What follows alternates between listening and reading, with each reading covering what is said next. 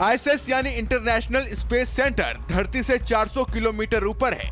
इसका size 6 bedroom के मकान के बराबर है, जिसे अमेरिका, रूस और जापान जैसे कई देश मिलकर मैनेज करते हैं। यह 28,000 किलोमीटर प्रति घंटे की स्पीड से 1.5 घंटे में धरती का एक चक्कर लगाता है। इतनी स्पीड से एक दिन में चांद से आना जाना संभव है। धरती से चांद की दूरी 3,84,000 किलोमीटर है। जितना आसान लग रहा है, उतनी आसान अंतरिक्ष से धरती पर वापसी नहीं होती है।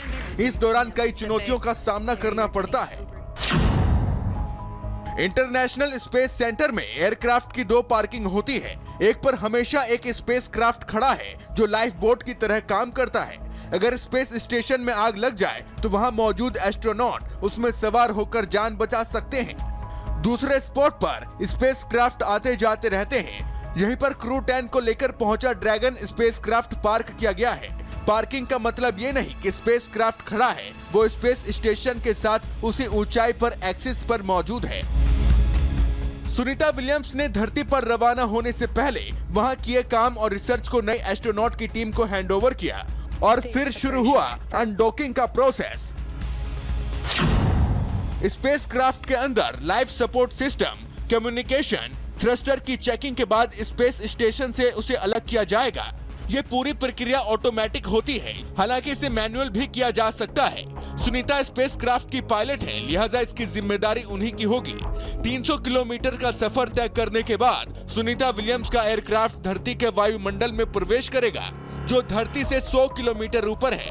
इसे री एंट्री कहा जाता है और यही सबसे खतरनाक और जानलेवा समय होता है। वायुमंडल में प्रवेश करते ही स्पेसक्राफ्ट का तापमान 1500 डिग्री तक पहुंच जाएगा और वो आग का गोला बन जाएगा।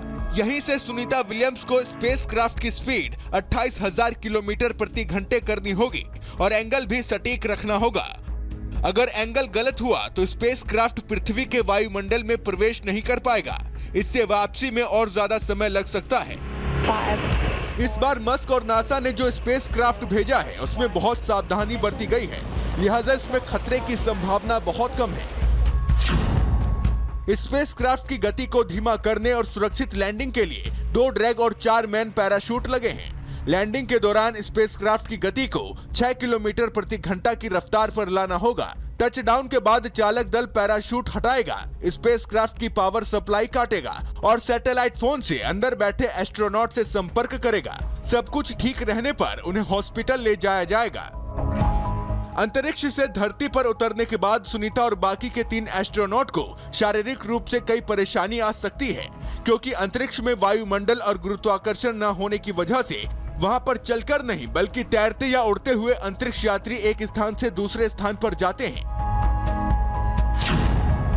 ऐसे में हाथ, पैरों और पीठ की मसल्स कमजोर हो जाती है। कई हफ्ते तक चलना फिरना मुश्किल हो जाता है। मस्कुलर वीकनेस की वजह से उन्हें खड़े होने और बैठने में परेशानी होती है। आंखों में दिक्कत होने लगती है।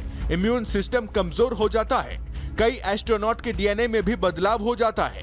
कार्डियोवैस्कुलर और मानसिक बीमारी हो जाती है।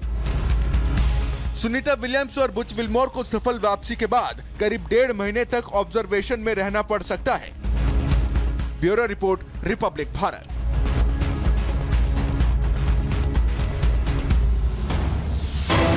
ट्रंप और पुतिन के बीच बातचीत का समय तय है। शाम 6:30 बजे से 8:30 के बीच में होगी बातचीत। क्रेमलिन की तरफ से दी गई है ये जानकारी। देखिए, ट्रंप और पुतिन के बीच बातचीत का जो समय है वो तय कर दिया गया है। शाम 6:30 से 8:30 के बीच का ये समय होगा जब ट्रंप और पुतिन के बीच में मुलाकात होगी, बातचीत होगी। और ये बातचीत कई मायनों में अहम है, क्योंकि जिस तरीके से हम बात करें तो बीते दिनों आपने देखा होगा कि ट्रंप और ज़ेलेंस्की की जब मीटिंग हुई थी तो क्या कुछ हुआ था। इसके बाद अब पुतिन की और ट्रंप की मुलाकात होनी है। शाम 6:30 से 8:30 के बीच का ये समय है। क्रेमलिन की ओर से ये जानकारी दी गई है। तो इस मुलाकात पर, इस बातचीत पर दुनिया भर की नजरें लगी हुई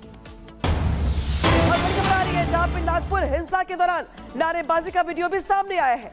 लब्बैक के नारे लगाती हुई दिखाई है दंगाई की टीम। यहाँ पर भीड़, यहाँ पर नारे लगाने वालों की जांच पुलिस कर रही है। नारे जो लगा रहे थे लोग और जो भीड़ को, हिंसा को भड़का रहे थे, उसमें ज्यादातर लोग नौजवान है, युवा है। दिखाते हैं आपको, सुनवाते हैं।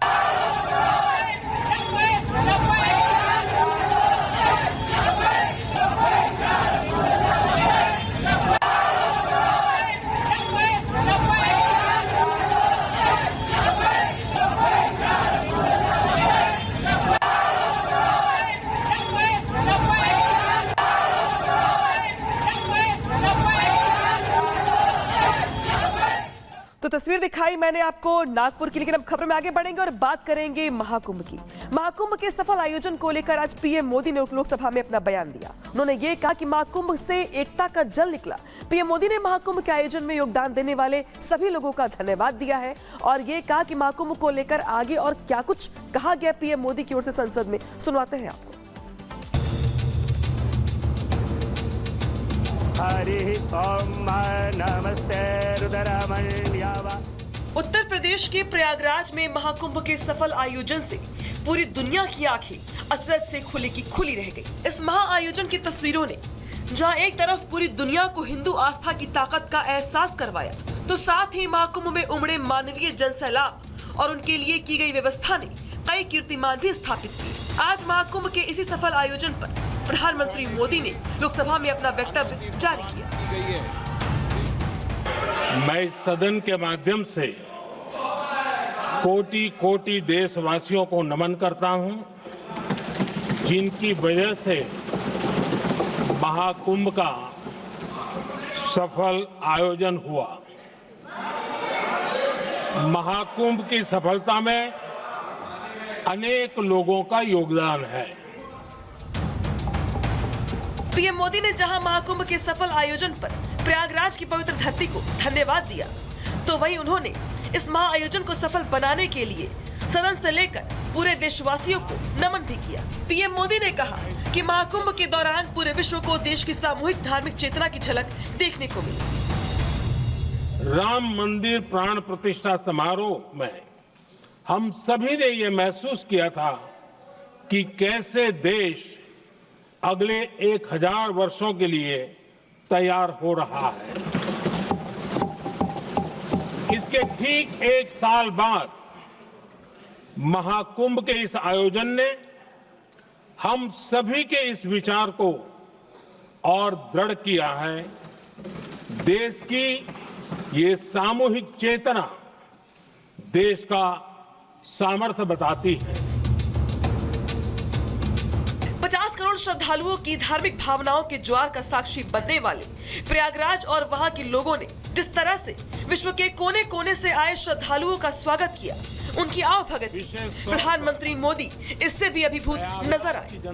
प्रधानमंत्री ने कहा कि जिस तरह से युवा पीढ़ी भी पूरे भाव से महाकुंभ से जुड़ी, वो अपने आप में हर्ष का विषय है और इसके जरिए महाकुंभ पर सवाल उठाने वालों को भी जवाब मिला है। जो हमारी मॉडर्न युवा पीढ़ी है, ये कितने श्रद्धा भाव से महाकुंभ से जुड़े रहे, दूसरे उत्सवों से जुड़े रहे हैं। आज भारत का युवा अपनी परंपरा, अपनी आस्था, अपनी श्रद्धा को गर्व के साथ अपना रहा है।